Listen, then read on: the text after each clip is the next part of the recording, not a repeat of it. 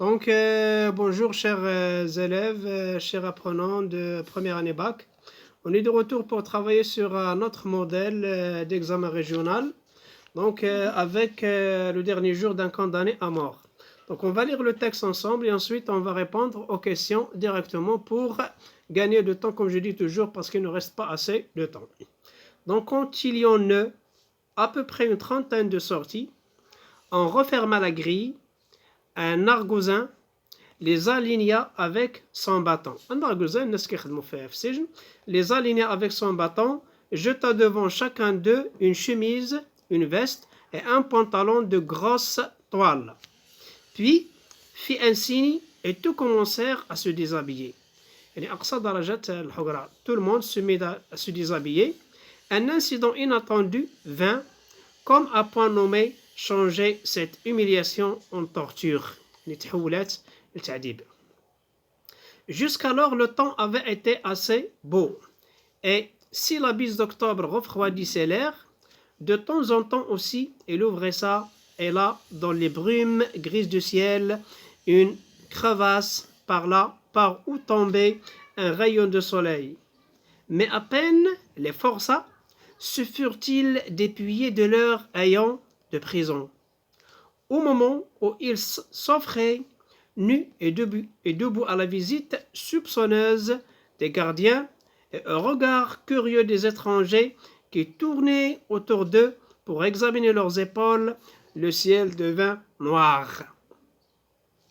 Une froide averse d'automne éclata brusquement et se déchargera à torrent dans la cour carrée.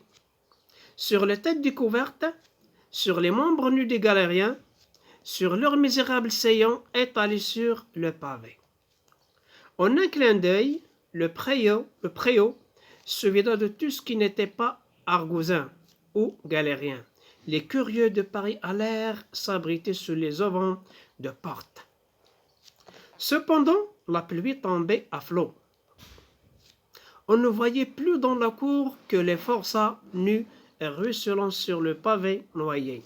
Un silence morne avait succédé à leur bruyante bravade.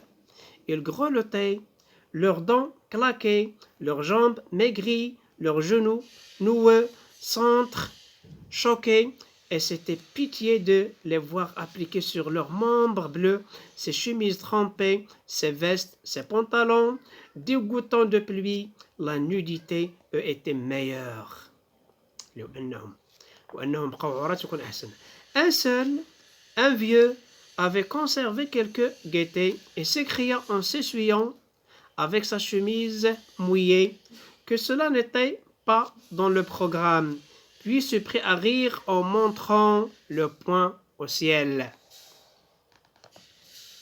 Quand ils eurent revêtu les habits de route, on les mena par bandes de 20 ou 30 à l'autre coin de préau, où les cordons allongés à terre les attendaient. Ces cordons sont de longues, fortes chaînes coupées transversalement de 2 en 2 pieds par d'autres chaînes plus courtes.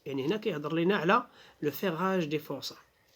À l'extrémité desquelles se rattache un carcan carré qui s'ouvre au moyen d'une charnière pratiquée à l'un des angles et se ferme à l'angle opposé par un boulon de fer.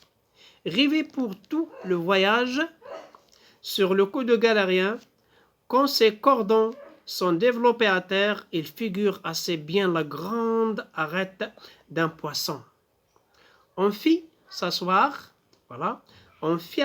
les galériens dans la boue, sur les pavés inondés.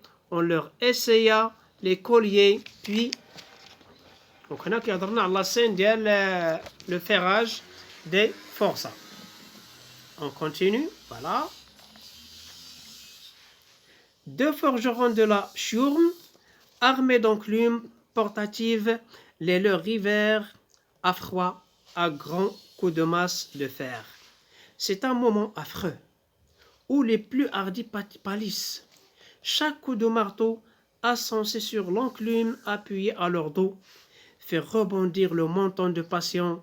Le moindre moment d'avant en arrière lui ferait sauter la crâne comme une coquille de noix. الطريقة كيفاش كيتعاملوا مع السجناء ملي يبغيو ينقلوهم للطولون كما قلنا. Voilà. Après cette opération, ils devinrent sombres. On n'entendait plus que le grelottement des chaînes et par intervalles un cri et le bruit sourd de bâtons des garde-chiourmes sur les membres des récalcitrants. Il y en eut qui pleurèrent, les vieux frissonnaient et se mordaient les lèvres. Je regardais avec terreur tous ces profils sinistres dans leur cadre de fer. Voilà. Ainsi, c'est quelque chose qui l'a touché profondément. C'est le condamné, le personnage qui nous raconte le traitement des forçats. كيعاود لنا على الطريقه كيفاش كيتعاملوا مع لي فورسا. يعني الناس اللي محكوم عليهم بالمؤبد وغادي ينقلوهم لمؤسسه اخرى ديال تولون.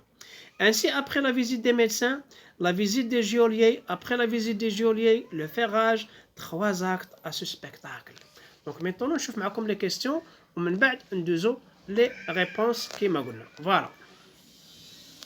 Pour la première question, قلت toujours كما قلت لكم كيعطيو هذا الطابلو يقدر يكون فيه 4 دي كولون يقدر يكونوا 3 ainsi de suite. Donc toujours compléter le tableau suivant, l'auteur, qui en est l'auteur, le titre de l'œuvre, le type de passage. La deuxième question, on va revenir aux réponses tout de suite. Où se passe cette scène fine, le lieu exactement? Quels sont les personnages présents dans ce passage? Est-ce que la description est objective ou expressive? واش هي موضوعية ولا expressive تعبيرية? Quelle est la tonalité de passage? Quel est l'effet de l'auteur? Quel effet l'auteur cherche-t-il à produire sur le lecteur? الآثار اللي كيقلب يحدثوا عند المتلقي أو القارئ. Relève des mots plutôt ou des expressions qui le montrent. À travers ce passage هنا قال لك أعطيه واحد كلمة أو عبارة كلمات أو عبارات تدل على هذا ما يبحث عنه الكاتب أو السارد إحداثه عند القارئ. À travers ce passage من خلال هذا المقتطف qu'est-ce qui est dénoncé par le narrateur? اش كينتقد اش cherchez dans le dernier paragraphe un synonyme de garde-chiourme مصطلح آخر مرادف آخر ديال garde-chiourme. Relevez 4 mots appartenant au champ lexical de la présent. يعني نستنتج أو نستخرج 4 كلمات تنتمي للحقل الدلالي ديال السجن. Dans ce passage, je m'excuse, dans ce passage, la focalisation est-elle interne, 0 ou externe? Donc هادو c'était les questions. Bien sûr, l'expression ما كايناش غنديروها بوحدها باش نخصصوا ليها plus de temps. Donc voilà maintenant les réponses comme on a dit.